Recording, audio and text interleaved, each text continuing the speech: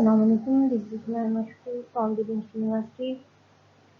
Electricity and magnetism का course हमने start किया हुआ है। लास्ट लेक्चर हमने लेक्चर नंबर 8 लिया था, जिसमें हमने मैग्नेटिक एनर्जी को डिस्कस किया था कि मैग्नेटिक एनर्जी हमारे पास होती क्या है, मैग्नेटिक एनर्जी को हम कैलकुलेट कैसे करते हैं, और मैग्नेटिक एनर्जी जो होती है किसी भी इंडक्टर में जो स्टोर हो रही होती है उसको हम किस तरीके से कैलकुलेट करते हैं, उसकी हमने कैलकुलेशन की थी लास्ट लेक्चर में। और हमने magnetic energy density find out की थी कि magnetic energy per unit volume हमें क्या वैल्यू देती है। इसमें हमने ये भी देखा था कि जब हम इंडक्टर को एज एन आइडियल सोलेनॉइड लेते हैं तो हम उसकी मैग्नेटिक फील्ड की वैल्यू पुट करके फिर भी हम फाइंड आउट करते हैं मैग्नेटिक एनर्जी की वैल्यू। तो हमने दोनों तरीके से मैग्नेटिक एनर्जी की वैल्यू को फाइंड आउट किया था, फिर हमने वहीं से मैग्नेटिक एनर्जी डेंसिटी को फाइंड आउट किया था। तो आज हमारा लेक्चर नंबर 9 है। ये तो रिवीजन हो गई हमारे लास्ट लेक्चर की। आज जो हमारा टॉपिक है लेक्चर नंबर 9 में वो है growth of current in RL series circuit. ये जो आरएल सीरीज सर्किट है ये मैंने आपको जो हमने अभी कुछ लेक्चर लिए हैं, सेकंड लास्ट लेक्चर में शायद मैंने आपको ये सर्किट बना के बताया था। तो आज जो हम टॉपिक करेंगे उसमें हम again RL series circuit consider करेंगे। मतलब आरएल का मतलब है रेजिस्टर और एल का मतलब है इंडक्टर। रेजिस्टर और इंडक्टर कनेक्ट होंगे आपस में सीरीज में। और ग्रोथ ऑफ करंट के उसमें करंट जो है वो किस तरीके से ग्रो अप करता है सीरीज सर्किट में। कौन सा सीरीज सर्किट होगा जिसमें इंडक्टर और रेजिस्टर कनेक्ट है। तो चलिए यहाँ से हमने कैलकुलेशन करनी है और फाइंड आउट करनी है करंट की वैल्यू। सबसे पहले हम सर्किट ड्रॉ करेंगे, उसको अंडरस्टैंड करेंगे कि किस तरीके से हम फाइंड आउट करेंगे ये value. When the inductor, inductor को आपको पता है हम L से रिप्रेजेंट करते हैं, and the register R, L और R किस चीज को रिप्रेजेंट कर रहे हैं, इंडक्टर और रजिस्टर को। इस कनेक्टेड इन सीरीज, दोनों को हमने सीरीज में कनेक्ट किया हुआ है। Then it is known as the RL series circuit. तो हम ऐसे सर्किट को RL सीरीज सर्किट कहते हैं। अब हम क्या करेंगे, हम कंसीडर करते हैं कि एक सर्किट है हमारे पास जिसमें जैसे हमने स्टेट किया ऊपर के जो रेजिस्टर है और जो इंडक्टर है वो दोनों सीरीज में कनेक्ट हैं। तो ये देखिए मैंने यहाँ पर एक सर्किट बनाया हुआ है, यही सर्किट हमने यूज भी किया था लास्ट कैलकुलेशन में अपनी में। तो यहाँ पर हमारे पास देखें ये मेरे पास है रेजिस्टर और ये मेरे पास है इंडक्टर, और ये दोनों रेजिस्टर और इंडक्टर आपको पता चल रहा होगा सीरीज में कनेक्ट हैं एक दूसरे के साथ। अब इस सर्किट में मेरे पास दो ऑप्शंस हैं कि मैं इस स्विच एस को, ये जो एस का नाम मैंने दिया हुआ है ये स्विच को रिप्रेजेंट कर रहा है, इस स्विच एस को या तो मैं कनेक्ट कर दूं टर्मिनल ए के साथ या बी के साथ। अब आपको पता है कि जो टर्मिनल ए है वो पॉजिटिव के साथ कनेक्ट है, बैटरी के पॉजिटिव के साथ, और ये वाला जो हमारे पास है बी टर्मिनल, ये बैटरी के नेगेटिव के साथ कनेक्ट है। तो इसका मतलब है अगर मुझे सर्किट में करंट फ्लो करवाना है, ग्रोथ ऑफ करंट को हम डिस्कस कर रहे हैं, तो मुझे इस स्विच एस को कनेक्ट करना चाहिए इसके साथ, टर्मिनल ए के साथ। तो जैसे ही इसको स्विच एस को टर्मिनल ए के साथ कनेक्ट करूंगी मैं, तो आपको पता है पॉजिटिव से करंट फ्लो होना स्टार्ट होता है, तो करंट फ्लो होना शुरू हो जाएगा। तो एरो की डायरेक्शन मैंने बनाई हुई है जो करंट के फ्लो को रिप्रेजेंट कर रही है।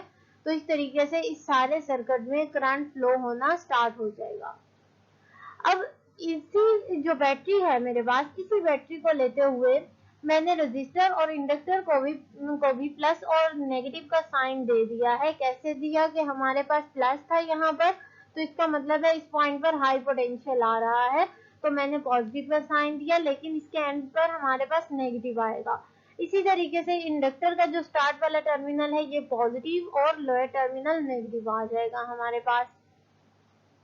ये जो मैंने अभी आपको समझाया है ये मैंने नीचे मेंशन किया हुआ है कि when the switch S is connected to the terminal A के साथ जब हम कनेक्ट करेंगे देन करंट स्टार्ट फ्लोइंग, तो करंट फ्लो होना स्टार्ट हो जाएगा सर्किट के अंदर।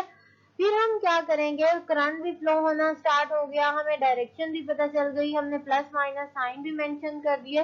तो आपने लास्ट सेमेस्टर में पढ़ा था केसीएल और केवीएल, जिनको हम लूप रूल का नाम देते थे। तो अब हम अप्लाई करेंगे यहाँ पर लूप रूल। मैंने कौन सा अप्लाई किया है, KVL अप्लाई किया हुआ है मैंने।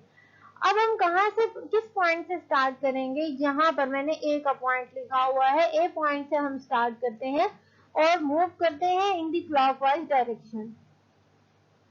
तो जब मैं ए पॉइंट से यहाँ पर स्टार्ट करूंगी तो आपको पता है जब मैं ए से ऊपर की तरफ मूव करूंगी तो पहले नेगेटिव टर्मिनल आ रहा है, फिर पॉजिटिव है, मतलब जो पोटेंशियल है वो रेज हो रहा है, ज्यादा हो रहा है, राइज अप हो रहा है। तो मैं यहाँ पर ये जो ई की वैल्यू है ये तो मैं लूंगी प्लस ई।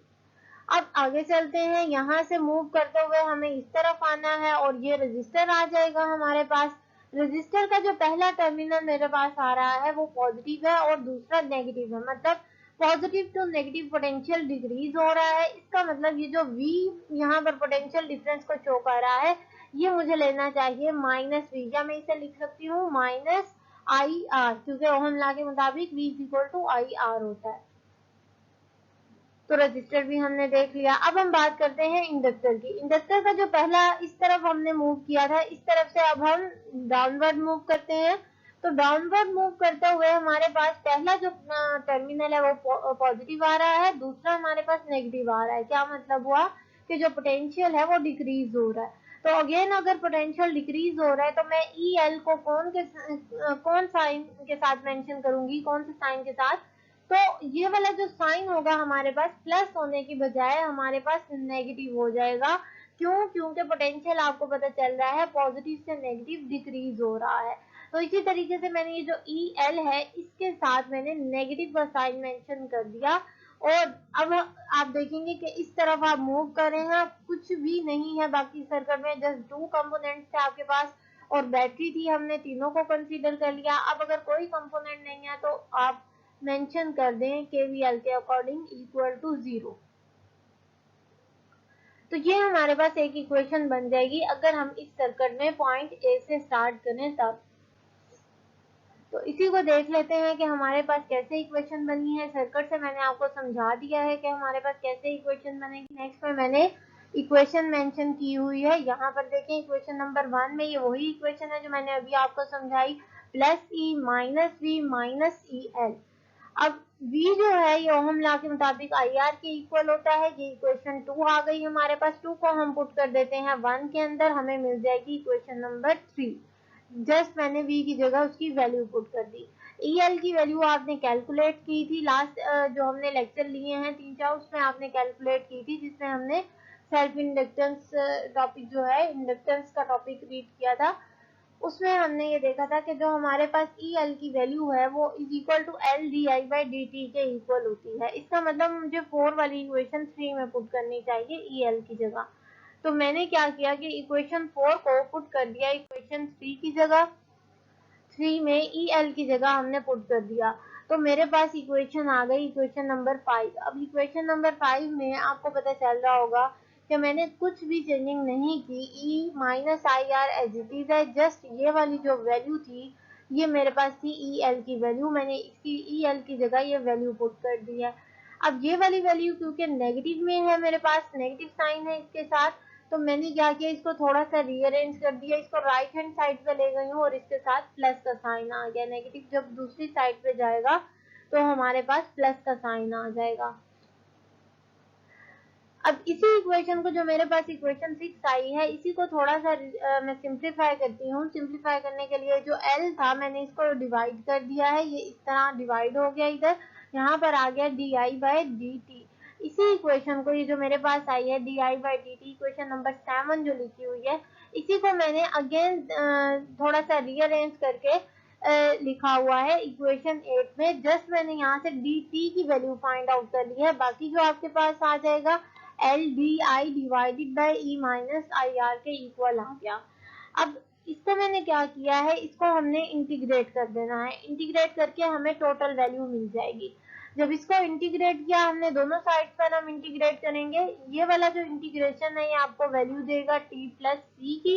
c जो है आपके पास ये इंटीग्रेशन कांस्टेंट है जिसकी वैल्यू हम फाइंड आउट करेंगे, और ये वाला जो टोटल इंटीग्रेशन है ये आपका आ जाएगा -L/R log E -IR के इक्वल। मतलब इसको आपने सॉल्व नहीं करना, डायरेक्ट इसकी जगह यही वैल्यू पुट कर देनी है। अगर आपने सॉल्व करना हो तो सॉल्व कर लीजिएगा, मैंने डायरेक्ट इसका जो आंसर था वो मैंने यहाँ पर पुट कर दिया है। तो मेरे पास इक्वेशन नंबर आ गई 10। अब हम क्या करते हैं, सबसे पहले हमने इस कांस्टेंट की वैल्यू फाइंड आउट करनी है। ये जो टॉपिक हम आज डिस्कस कर रहे हैं, growth of current in RL series circuit, यही टॉपिक मैंने आपको लास्ट सेमेस्टर में पढ़ाया था कैपेसिटर्स के केस में, जब हमने ग्रोथ एंड डिके देखा था। तो ये सेम टॉपिक है तकरीबन। इसमें हम क्या देख रहे हैं, इसमें हम इंडक्टर के लिए देख रहे हैं, उसमें हमने कैपेसिटर को यूज किया था। तो जो स्टेप्स हैं हमारे पास कि कहाँ इंटीग्रेट करना है, कहाँ हमने इसको सिंप्लीफाई करना है, कहाँ सी की वैल्यू फाइंड आउट करके पुट करनी है, ये सारे स्टेप सेम है जैसे हमने लास्ट सेमेस्टर में किए थे। तो अब हम फाइंड आउट करते हैं सी की वैल्यू, लेकिन उसके लिए हम क्या करेंगे, हमें बाउंड्री कंडीशंस अप्लाई करना पड़ेंगी। तो बाउंड्री कंडीशंस हमारे पास क्या है कि अगर हम टाइम 0 पर देखें तो डेफिनेटली अगर आप टाइम 0 पर देखेंगे तो आपके पास कुछ भी करंट नहीं होगा, करंट 0 होगा। क्योंकि जब आप ए टर्मिनल के साथ कनेक्ट कर देंगे स्विच एस को, तो कुछ टाइम गुजरने के बाद ही करंट ज्यादा होता है। जैसे जैसे टाइम ज्यादा होगा करंट भी उसी के अकॉर्डिंग ज्यादा होगा, क्योंकि आपने पॉजिटिव टर्मिनल से कनेक्ट किया हुआ है स्विच एस को। तो अगर मैं कह रही हूँ कि टाइम 0 पर मैं देखना चाह रही हूँ तो डेफिनेटली करंट भी 0 होगा। तो ये हमारी पहली बाउंड्री कंडीशन है ग्रोथ के लिए। तो हमने क्या किया कि आई की जगह 0 पुट कर दिया और क्या था, टी की जगह हमने 0 पुट कर दिया। तो सी की वैल्यू मुझे मिल गई इक्वेशन नंबर 13 में। अब ये जो मुझे सी की वैल्यू मिली है, इसी सी की वैल्यू को मैं वापस पुट कर देती हूँ इक्वेशन नंबर 10 में, जो हमारी मेन इक्वेशन थी, जहां से हमने इंटीग्रेशन कांस्टेंट की वैल्यू फाइंड आउट करना स्टार्ट किया था। उसी इक्वेशन में हम पुट कर देते हैं। अब वो जो इक्वेशन थी मेरे पास, उसमें यहाँ पर जस्ट सी था, बाकी यही इक्वेशन थी जो मेरे पास इक्वेशन 14 में है। तो ये मेरे पास आ गया minus L by R log E minus I R is equal to T plus minus L by R log E. ये जो वैल्यू है आपके पास, ये सी की वैल्यू है जो हमने इक्वेशन 13 में कैलकुलेट की है, उसे हमने पुट किया है 10 के अंदर। तो इक्वेशन 14 आ गई हमारे पास। अब इसी इक्वेशन को मैं सिंप्लीफाई करती हूँ। ये जो मेरे पास इक्वेशन नंबर 14 आई है, इसी इक्वेशन को सिंप्लीफाई करती हूँ। सिंप्लीफाई करने के लिए क्या करूंगी कि मैं इसे मल्टीप्लाई कर देती हूँ पहले r बाय एल से। उससे मल्टीप्लाई करने से पहले यहाँ पर देखें, हमने एक और यहाँ पर स्टेप किया हुआ है कि ये बाहर प्लस था और अंदर माइनस था। जब हमने इसको खोला तो प्लस माइनस माइनस आ जाएगा, तो t minus L by R log E. Sine का खास ख्याल रखना है आपने, क्योंकि वरना साइन का ख्याल नहीं रखेंगे तो एंड आंसर हमारा डिस्टर्ब होगा, वो एंड आंसर सही नहीं आएगा हमारे पास। तो इसलिए यहाँ पर जो साइन है उसे भी आप साथ साथ चेक करते रहिएगा। इक्वेशन नंबर 15 आ गई हमारे पास। अब हमने इसे सिंप्लीफाई करना था। सिंप्लीफाई करने के लिए मैं इसे मल्टीप्लाई कर देती हूँ r बाय एल के साथ। इस इक्वेशन 15 को जो हमने अभी कैलकुलेशन से फाइंड आउट की है, इसे मल्टीप्लाई कर देते हैं फैक्टर r बाय एल के साथ। तो अगर मैं इस टर्म को मल्टीप्लाई करूंगी r बाय एल के साथ, तो ये तो कैंसिल आउट हो जाएगा क्योंकि ये l बाय r है। और जब मैं t को मल्टीप्लाई करूंगी तो ये आ जाएगा r t बाय एल। और जब मैं इस वैल्यू को लेफ्ट हैंड साइड पे जो मेरे पास टर्म है, इसे जब मल्टीप्लाई करूंगी तो यहाँ पर भी मेरे पास L बाय आर है। तो जब R बाय एल से मल्टीप्लाई करूंगी तो ये भी खत्म हो जाएगा। तो नेक्स्ट जो इक्वेशन 16 है, ये मैंने यही स्टेप किया हुआ है यहाँ पर कि हमने मल्टीप्लाई किया R बाय एल से, यहाँ t को भी मल्टीप्लाई किया और इस वाली टर्म को भी मल्टीप्लाई किया। तो ये वाला जो फैक्टर है ये हमारे पास कैंसिल आउट हो जाएगा। इसी तरीके से लेफ्ट हैंड साइड पे भी हमारे पास कैंसिल आउट हो गया। बाकी लेफ्ट हैंड साइड पर आपके पास बचा minus log E minus I are, ये वाला फैक्टर बच गया। और राइट हैंड साइड पे क्या बचा, R T by L minus log E. तो हमारे पास इक्वेशन 17 आ गई। इसी इक्वेशन को जो हमारे पास इक्वेशन नंबर 17 आई है, थोड़ा सा रीअरेंज करके लिखते हैं। रीअरेंज करने के लिए मैंने क्या किया है कि ये जो आर टी बाय एल है मेरे पास, इसे मैं ले गई हूँ लेफ्ट हैंड साइड पे, तो ये हो जाएगा नेगेटिव में कन्वर्ट। ये जो नेगेटिव वाला फैक्टर था मेरे पास, इसे मैं ले आई हूँ राइट हैंड साइड पे, तो ये हो जाएगा प्लस में कन्वर्ट। क्योंकि मेरे पास राइट हैंड साइड में लॉग का फैक्टर था, तो लॉग वाली जो टर्म थी उसे मैं साइड पर ले गई हूँ, बाकी जो हमारे पास टर्म थी उसे मैंने साइड पे रख लिया है। तो जब मैं इसे इक्वेशन नंबर 8 की राइट हैंड साइड को सिंप्लीफाई करूंगी तो आपको पता है आइडेंटिटी अगर हम अप्लाई कर दें इसके ऊपर तो ये दरमियान में जो नेगेटिव साइन है ये शो कर रहा है कि आपने सेकंड टर्म डिवीजन में भी लिख सकते हैं। तो ये मेरे पास आ जाएगा log e minus I R divided by E. तो log मैंने पूरी टर्म का ले लिया है, इसलिए दोबारा मैंने डिनोमिनेटर में मेंशन नहीं किया। तो मेरे पास इक्वेशन नंबर 19 आ गई। अब इक्वेशन नंबर 19 को हम मजीद सिंप्लीफाई करेंगे। सिंप्लीफाई करने के लिए क्या करना है कि इसका एंटी लॉग ले लेते हैं। एंटी लॉग जब हम लेंगे तो इस साइड पर तो हमारे पास जो लॉग था वो तो खत्म हो जाएगा, लेकिन इस साइड पर हमारे पास लॉग नहीं था तो ये एक्सपोनेंशियल में कन्वर्ट हो जाएगा। तो इसका मतलब ये हुआ कि आपके पास ये जो फैक्टर था पीछे जो इक्वेशन 19 थी वो आपकी बन जाएगी e minus I R divided by E is equal to e to power minus R T divided by N. इसी इक्वेशन को सिंप्लीफाई करूं तो ये जो e है ये यहाँ पर मल्टीप्लाई करोगा तो कैंसिल आउट हो जाएगा और इधर जाके भी मल्टीप्लाई हो जाएगा। तो आपके पास आ जाएगी इक्वेशन नंबर 21। इसी इक्वेशन नंबर 21 को थोड़ा सा रीअरेंज करते हैं। रीअरेंज अब हम क्यों कर रहे हैं, क्योंकि हमने करंट की वैल्यू को फाइंड आउट करना है और करंट का जो फैक्टर है वो इसके साथ है आई आर के साथ। तो ये नेगेटिव में है, मैंने इसे दूसरी साइड पे ले गई हूँ पॉजिटिव में कन्वर्ट करने के लिए, तो ये प्लस में कन्वर्ट हो गया। बाकी जो ये वाला फैक्टर था ये इधर आ गया e minus E to power minus R T by L और is equal to I R. अब मैं अगर यहाँ से i की वैल्यू फाइंड आउट करूं तो मेरे पास ये वाला फैक्टर आ जाएगा। इक्वेशन 23 में जस्ट मैंने e को कॉमन ले लिया है, अंदर आ जाएगा 1 minus E to power minus R T by L और राइट हैंड साइड हमारे पास एज इट इज आ जाएगी। यहीं से अगर i को फाइंड आउट करें तो r जो है वो डिवाइड होके e बाय r बन जाएगा इस तरफ, और यहाँ से r कैंसिल आउट हो जाएगा, जस्ट आपके पास i की वैल्यू आ जाएगी। अब यही जो इक्वेशन 24 है ये आपको प्रोवाइड कर रही है growth of current in R L series circuit. लेकिन ये जो ग्रोथ ऑफ करंट है इसमें आप देखें ये जो फैक्टर आ रहा है आपके पास e बाय आर ये सेम है जैसे आपके पास आ रहा होता है v बाय आर। तो v बाय आर किसके इक्वल होता है, i के equal, i is equal to v by R हम ला के अकॉर्डिंग।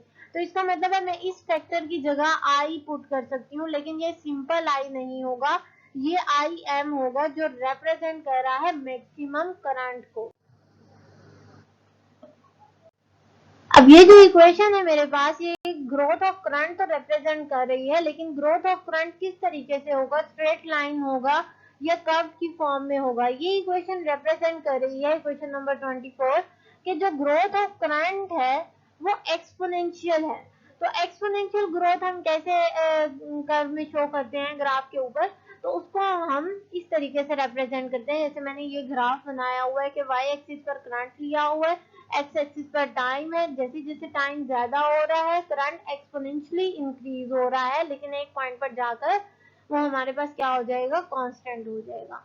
तो यहाँ पर देखिए मैंने आपको अभी पीछे बताया था कि जो आई हमारे पास मैक्सिमम करंट है ई बाय आर के इक्वल है। अगर मैं यही करंट वापिस उसी इक्वेशन में पुट कर दूं तो मेरे पास इक्वेशन नंबर 26 आ जाएगी। ये इक्वेशन भी 26 अगेन रिप्रेजेंट कर रही है growth of current in R L series circuit. चाहे आप आई एम लिखें चाहे आप ई बाय आर लिखें ये सेम होगा हमारे पास।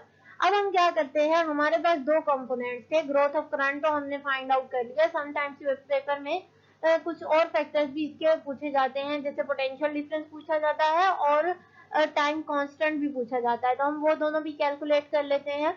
अगर पोटेंशियल डिफरेंट रेजिस्टर के अक्रॉस पूछा गया है तो आप क्या यूज करेंगे, V is equal to I are.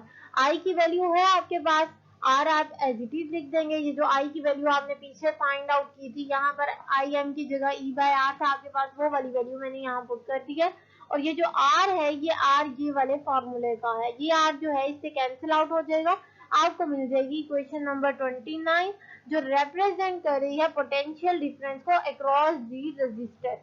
इसी तरीके से अगर आपने पोटेंशियल डिफरेंस फाइंड आउट करना हो अक्रॉस द इंडक्टर तो वो भी हम इजीली फाइंड आउट कर सकते हैं। किस तरीके से फाइंड आउट करेंगे, इंडक्टर से हमारे पास इक्वेशन क्या होती है, EL is equal to L D I by D T. तो इसके लिए हम क्या करेंगे कि हमारे पास आई की वैल्यू तो है, जस्ट उसको डिफरेंशिएट कर देते हैं विद रिस्पेक्ट टू टाइम। तो जब मैंने डिफरेंशिएट किया, यहाँ पर मैंने इक्वेशन डायरेक्ट लिखी हुई है, आप इसको डिफरेंशिएट करके लिख दीजिएगा। EL की वैल्यू आ जाएगी मेरे पास e⁻⁻RT divided by L। Equation 32 represent कर रही है potential difference across an inductor. तो रजिस्टर के अक्रॉस भी हमने पोटेंशियल डिफरेंस देख लिया, इंडक्टर के अक्रॉस भी देख लिया। अब हम इसका फाइंड आउट करते हैं टाइम कांस्टेंट, जो कि हम कहते हैं जिसे इंडक्टिव टाइम कांस्टेंट।